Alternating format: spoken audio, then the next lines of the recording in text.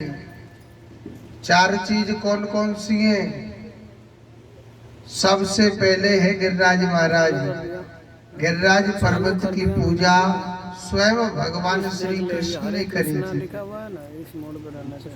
वो गिरिराज पर्वत ऐसा नहीं है कि कहीं से पहाड़ लेकर के आए, नहीं, वो ऐसा नहीं है कि भगवान ने गिरिराज पर्वत को अलग जगह से लाए। ये प्रत्यक्ष है, स्वयं भगवान ने इनकी पूजा करी थी।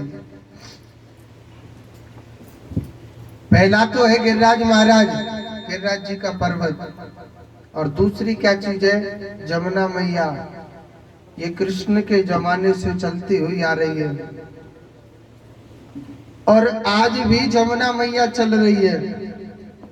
ये किसी ने बनाई हुई नदी का पानी नहीं है। कृष्ण के जमाने से जमुना मैया चल के आ रही है और आज भी जमुना मैया चल रही है।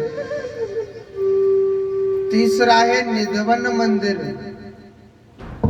निधवन एक ऐसा वृंदावन में वन है जिसमें आज भी भगवान रोज नित्य प्रतिदिन आते हैं। ऐसा नहीं है कि उस मंदिर में भगवान नहीं आते, रोज आते, नित्य प्रतिदिन। वो वन किसी ने बनाया हुआ वन नहीं है किसी का।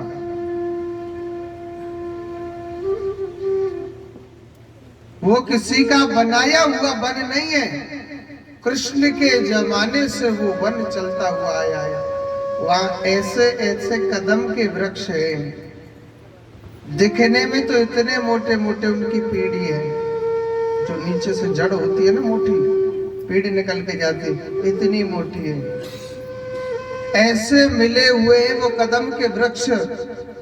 वो क्या है? रात्रि का समय होता है तो वो वृक्ष ऑटोमेटिक सखी बन जाते हैं और रोज नित्य प्रतिदिन, और रात में रोज महारास करते हैं। वो मंदिर किसी ने बनाया हुआ नहीं है, वो वन किसी ने पौधा नहीं लगाए कि कदम के वृक्ष। कई हजार साल पुराने वृक्ष हैं, मगर पेड़ इतनी मोटी है।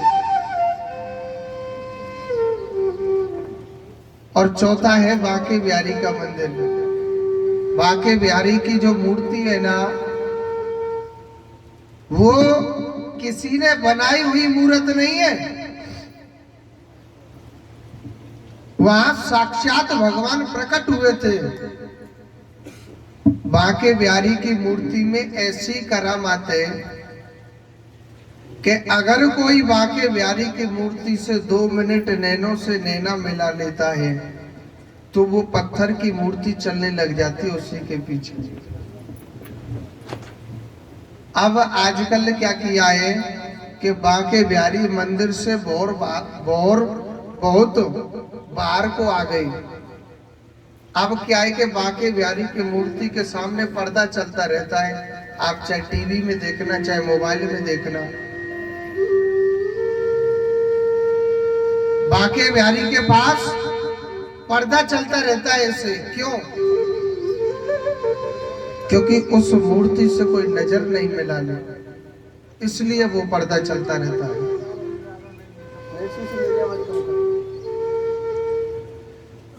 बांके बिहारी के पास इसलिए पर्दा चलता रहता है।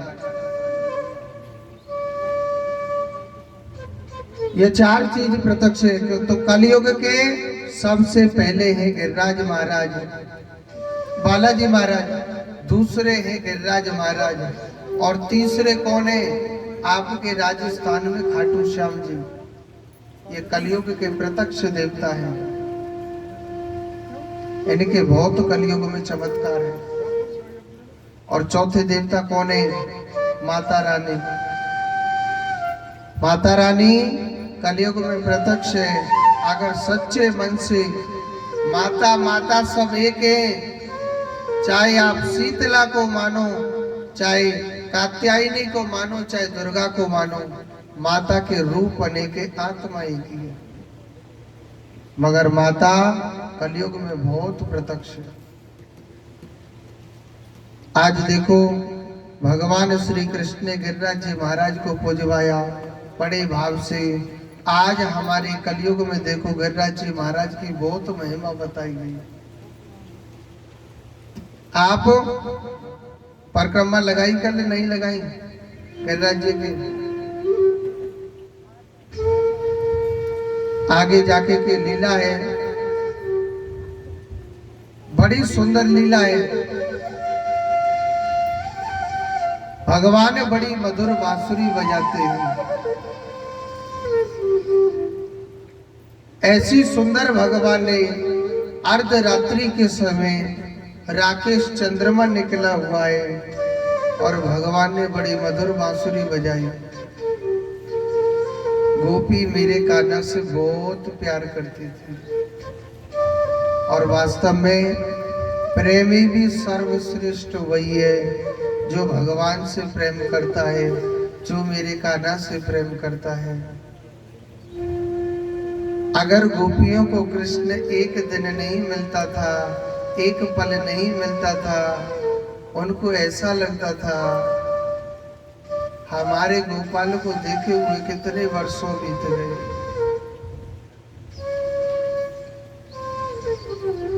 गोपी इतनी पागल हो जाती थी कृष्ण के प्यार में, इतनी बेचैन हो जाती थी कृष्ण के प्यार में गोपियां। एक दिन क्या होता है,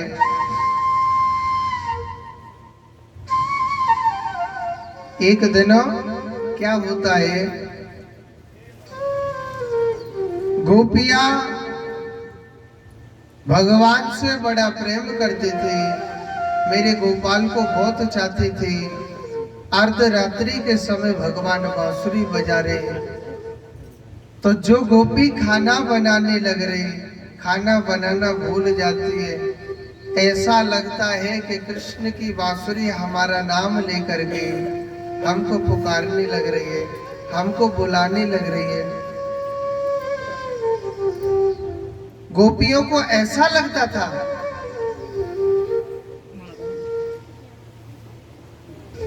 गोपियों को जब ऐसा लगता था,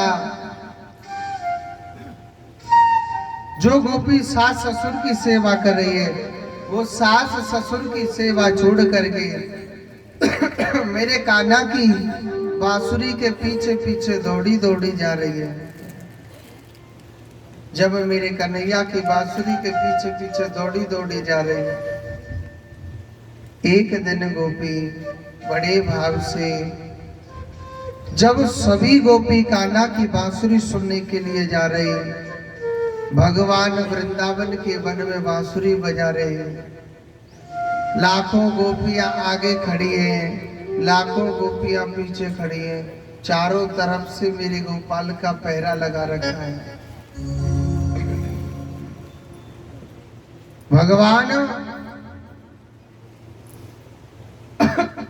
उन गोपियों को, मेरे कन्हैया उन गोपियों को भगाने लग रहे। अरे गोपियों, आप अर्धरात्रि के समय आप मेरे पास बांसुरी सुनने के लिए आई, क्यों?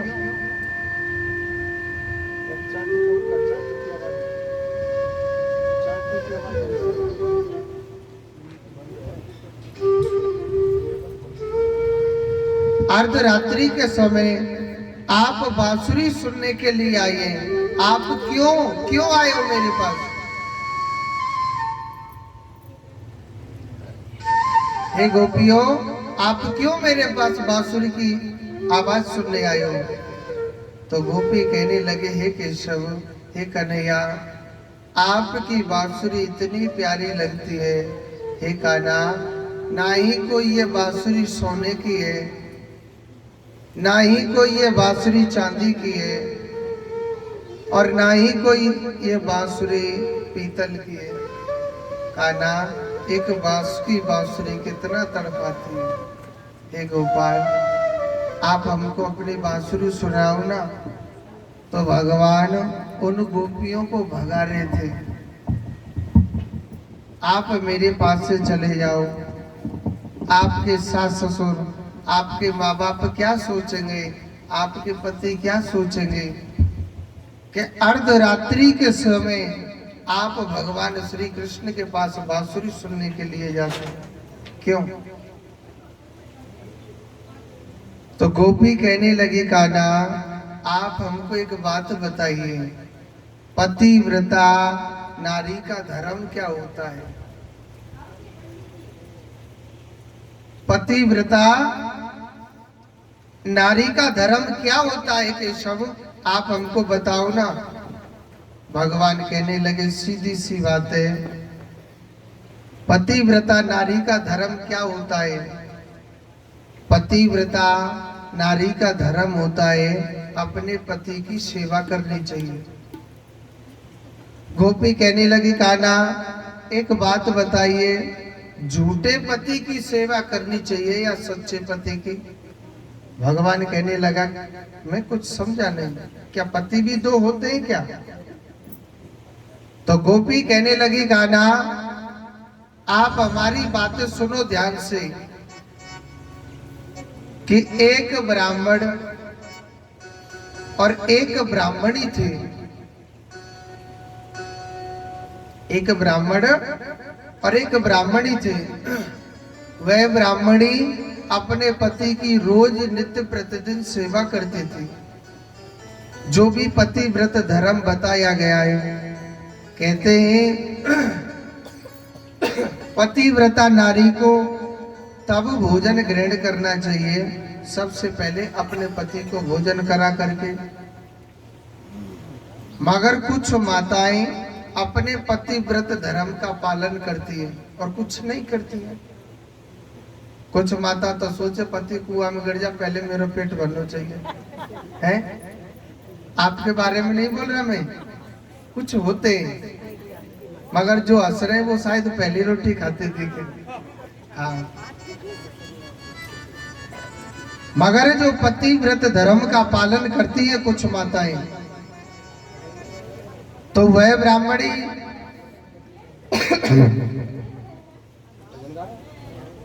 हाँ जी, तेरी मुरली दी मीठी मीठी तान पे, ओ तेरी मुरली दी मीठी मीठी तान पे, मैं तो है गई कुर्बान रे, मैं तो हो गई कुर्बान रे। तेरी मुरली तान रे, तेरी मुरली की मीठी मीठी तान पे, तेरी मुरली की मीठी मीठी तान पे, मैं तो हो गई कुर्बान रे, मैं तो हो गई तुझ पे कुर्बान रे। मुरली बजा के है दिल सारा ले गया, मुरली बजा के है दिल सारा ले गया, हाथ में इशारा नाल सब कुछ वो कह गया, हाथ में इशारा नाल सब कुछ वो कह गया। हुण जिया मैं ले ले तेरा नाम रे, हुण जिया मैं ले ले तेरा नाम रे, मैं तो हो गई कुर्बान रे, मैं तो हो गई कुर्बान रे। तेरी मुरली दी मीठी मीठी तान पे, तेरी मुरली दी मीठी मीठी तान पे, मैं तो हो गई कुर्बान रे, मैं तो हो गई कुर्बान रे।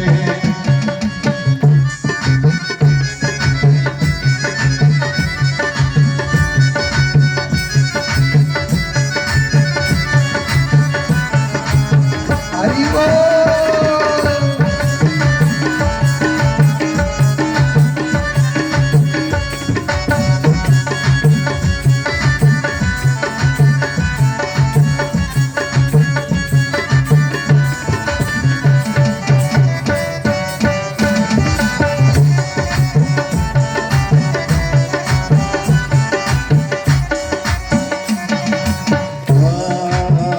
छड़ी न उम्र पर कटी मेरा साथ में, छड़ी न उम्र भर कटी मेरा साथ में, आवे ना बिछोड़े वाली कटी श्यामा रात में, आवे ना बिछोड़े वाली कटी श्यामा रात में। तेरे कदमा बिच मेरी जिंदगान में, तेरे कदमा बिच मेरी जिंदगान में। मैं तो हो गई कुर्बान में, मैं तो हो गई कुर्बान में। वो तेरी मुरली, तेरी मुरली, तेरी मुरली मीठी मीठी तान में, तेरी मुरली मीठी मीठी तान में। मैं तो हो गई कुर्बान में, मैं तो हो गई कुर्बान।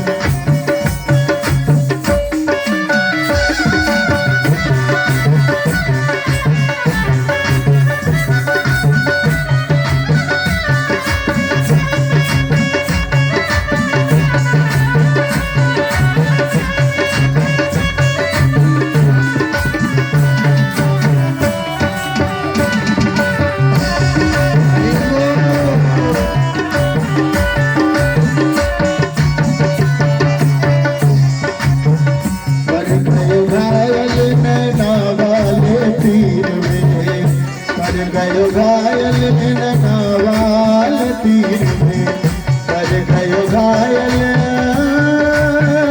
पर गयो घायल, पर गयो घायल नैना वाले तीर में। प्यार तेरा पाक मेरी खुली तकदीर में, प्यार तेरा पाके खुली मेरी तकदीर में। वो कदमा बिच जिंदगी दी शाम में, वो कदमा बिच जिंदगी दी शाम में। मैं तो हो गई कुर्बान में, मैं तो हो गई कुर्बान में। वो तेरी मुरली तेरी मुरली, तेरी मुरली मीठी मीठी तान में, तेरी मुरली मीठी मीठी तान में। मैं तो हो गई कुर्बान में, मैं तो हो गई कुर्बान में।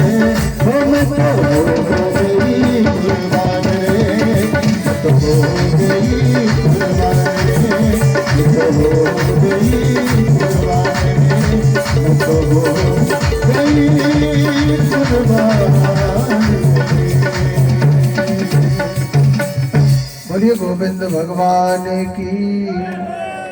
एक बार जोर से बोलो, एक बार बोल दो।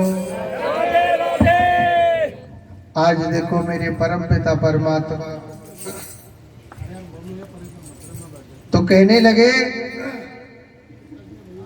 पतिव्रता एक ब्राह्मणी अपने पतिव्रत धर्म का पालन करती थी। वो अपने पति की खूब सेवा करती थी, मगर समय धीरे धीरे निकलता गया, धीरे धीरे समय निकलता गया। एक दिन पंडित जी सोचने लगे, भाई घर में रहते रहते हमको बहुत दिन बीत गए, अब हमें कुछ कमाने के लिए जाना चाहिए ना। पंडित जी कमाने के लिए तैयार हो गए।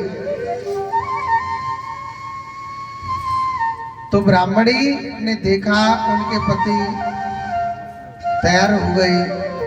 ब्राह्मणी कहने लगे, महाराज आप कहाँ जा रहे हो? बन के हम परदेश कमाने के लिए जा रहे हैं। वो ब्राह्मणी कहने लगे, महाराज आप अगर परदेश कमाने के लिए जाओगे तो मेरा तो पतिव्रत धर्म नष्ट हो जाएगा। मेरा नियम है, मैं अपने पति को जब तक भोजन नहीं करा देती हूँ तब तक भोजन नहीं करती हूँ। मेरे पति जब तक स्नान नहीं करते, मैं जब तक स्नान नहीं करती हूँ, तो महाराज जो मेरे नित्य कर्म है वो तो नहीं होंगे, मेरे पतिव्रत धर्म नष्ट हो जाएगा। तो गोपी कहने लगी कि हे कृष्ण आप बताइए उस ब्राह्मणी को क्या करना चाहिए। जिस पतिव्रता नार का पति परदेश कमाने के लिए चले जाए तो उस नार को अपने पतिव्रत धर्म का कैसे पालन करना चाहिए। भगवान कहने लगे सीधी सी बात है, एक माटी की मूर्ति बना लेनी चाहिए। उस माटी की मूर्ति का भोग लगा के भोजन कर लो, उसको स्नान करा के स्नान कर लो। जो भी पतिव्रत धर्म बताया गया है उस माटी की मूर्ति का साथ में किया करो। ध्यान से सुनना, बात क्या है, लास्ट में निचोड़ क्या आएगा। तो वह ब्राह्मणी जब उसका पति परदेश कमाने के लिए चला गया तो उसने एक माटी की मूर्ति बना ली और उस माटी की मूर्ति की ही सेवा करती थी। माटी की मूर्ति को स्नान करा के स्नान करना, उसको भोग लगा के भोग खा लेना। समय बीतता गया, समय बीतता गया। एक दिन क्या होता है, कुछ समय के बाद जब उस ब्राह्मणी का पति घर पर आया, उस समय वह ब्राह्मणी उस माटी की मूर्ति का भोग लगा रही थी। हाथ में भोजन का टूक ले लिया भोग लगाने के लिए। असली पति दरवाजा खटखटा रहा है। ब्राह्मणी से कहने लगा कि हे देवी दरवाजा खोलो। मगर कहते हैं कि जब भोजन करते हैं या भजन करते हैं बीच में खड़ा नहीं होना चाहिए, दोष लगता है। तो भोग लगाना तो बीच में नहीं छोड़ सकती। अब इधर पति की आज्ञा का पालन नहीं करे, अगर दरवाजा नहीं खोले तो भी उसका पतिव्रत धर्म नष्ट हो रहा है। गोपी कहने लगी कान्हा वह ब्राह्मणी बड़े धर्म संकट में पड़ गई। अब आप बताओ, भोग लगाना छोड़े कि उसकी आज्ञा का पालन करना छोड़े? क्या करे वो? भोग लगाना छोड़े, पति की आज्ञा का पालन करे तो उसका धर्म नष्ट हो रहा है, और इधर पति की आज्ञा का पालन नहीं करे तो भी उसका धर्म नष्ट हो रहा है।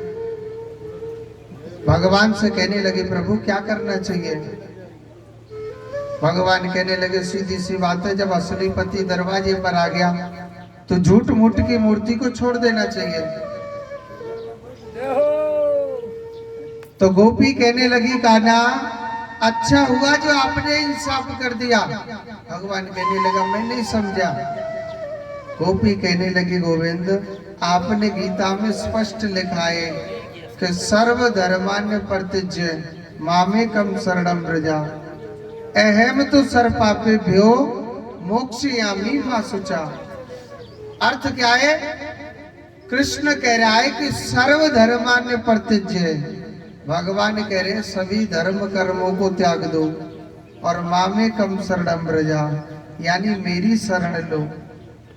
अहम माने में तो सर्वपापेभ्यो मोक्षयामि मा शुचा, जो भक्त मेरी शरण लेगा मैं उस भक्त को सभी पापों से मुक्त कर दूंगा। हे गोपाल, ये माटी की मूर्ति कौन है? हम और आप सब माटी की ही मूर्ति है। हे गोपाल, जब हमारा परमात्मा जब परदेश क्या है कि हम वहां से यहाँ आए कुछ पल के लिए रहने के लिए।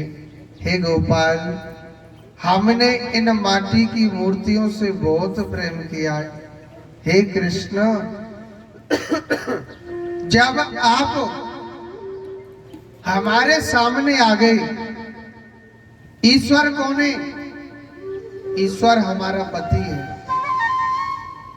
माला डालने को ही फूलों की उसको पति नहीं कहते, वरमाला पहना दे वही पति नहीं होता है। पति होता है जो पालन पोषण करता है, प्रजा की रक्षा करता है। तो गोविंद भी तो हमारा सर्वस्व है, उसको त्रिलोकपति क्यों कहते हैं भगवान को? वो तीनों लोगों का पालन पोषण कर रहा है। हे माधव, हे कन्हैया, आप हमारे सामने आ गए, इन माटी की मूर्तियों से बहुत प्रेम किया। हे केशव, जब आप हमारे सामने आए हो, हमें क्यों त्याग रहे हो? हे गोपाल, इस बांसुरी की धुन सुनाओ ना। आज भगवान गोपियों ने मेरे कन्हैया को प्रेम के बंधनों में बांध लिया। भगवान बड़ी सुंदर बड़ी मधुर महारास करने लग रहे हैं, बड़ी सुंदर बड़ी प्यारी बांसुरी बजा रहे हैं। मैंने आपको कल के दिन बताया ये गोपी कौन है? ये बड़े बड़े साधु संत ऋषि मुनि हैं। ये भगवान से प्यार करने के लिए, प्रेम करने के लिए गोपी बन करके आए हैं। आज भगवान से बड़ा प्रेम करने लग रहे हैं। बड़ा प्रेम है, बड़ा आनंदमय प्रेम।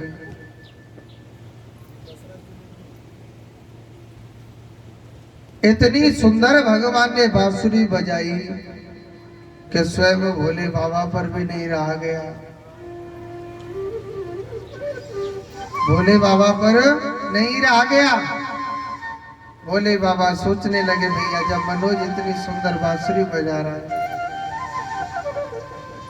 भगवान श्री कृष्ण मनमोहन इतनी सुंदर बांसुरी बजा रहे हैं, तो भैया हमको जाना चाहिए ना उनकी बांसुरी सुनने के लिए।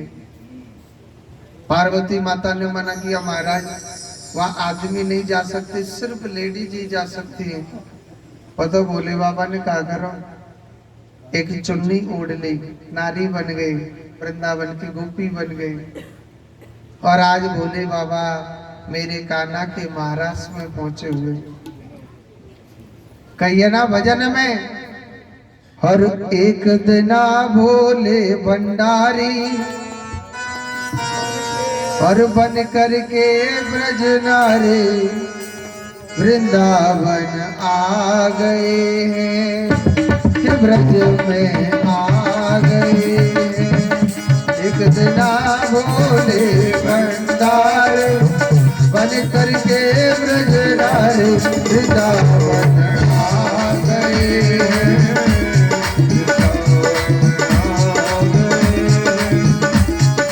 भैया ताली बजा ले, पाप नहीं लगेगा। नाच लो, भगवान का महाराज सही है। हरि बोल।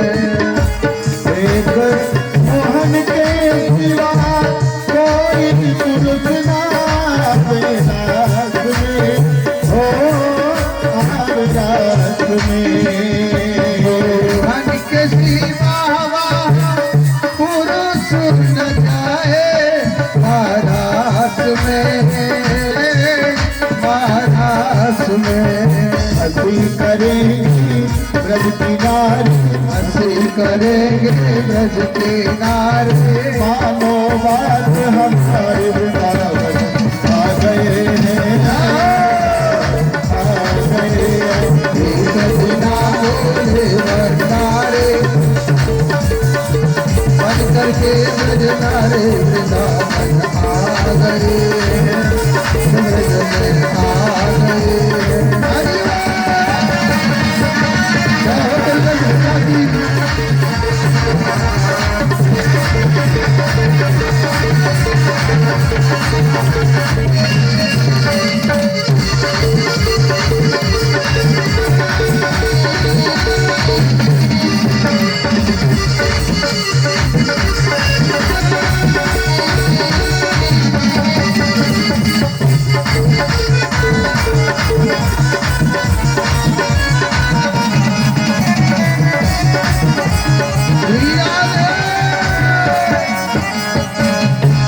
ऐसा बना दो मुझे कोई न जाने इस राज को, इस राज को। ऐसा बना दो मुझे कोई न जाने इस राज को, इस राज को। मैं हूँ सहेली तेरी, मैं हूँ सहेली